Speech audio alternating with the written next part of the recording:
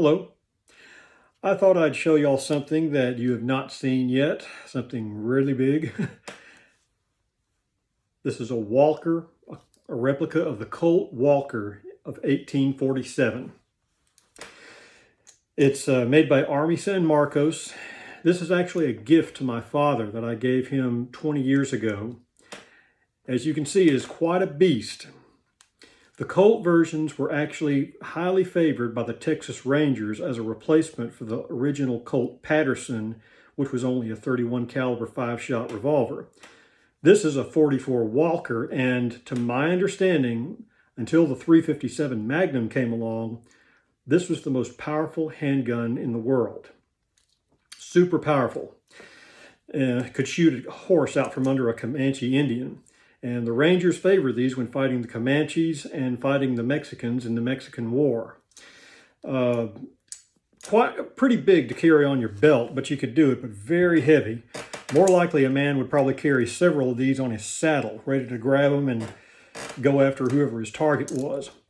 I have not loaded this up to full capacity. I've only loaded it up to 30 grains each chamber of 3F Swiss. Because if you start shooting this at full power, this starts to come off. That was one of the flaws of this design.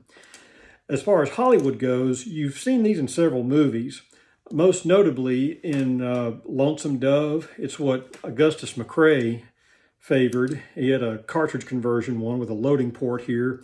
You see it very clearly in the San Antonio barroom scene, but it's huge.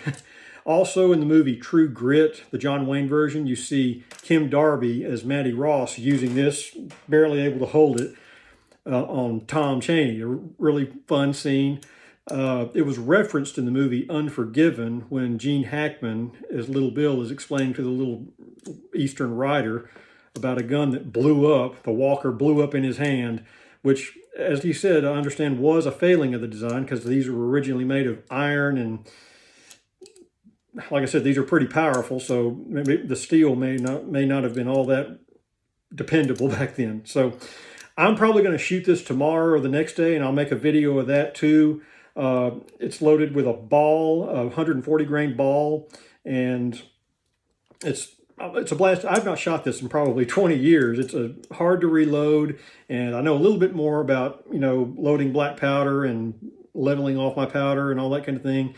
So I'm looking forward to it. I know how to clean this a lot easier now that I have Ballistol as my friend and hot water. And I didn't know then what I know now. Until then, these black powder guns were super hard to clean, and I didn't want a chance of ruining my dad's gun. So I'm going to try it tomorrow or the next day, and I'll be demonstrating it, and I hope you're there to watch. So I appreciate your tuning in. I look forward to showing this gun tomorrow.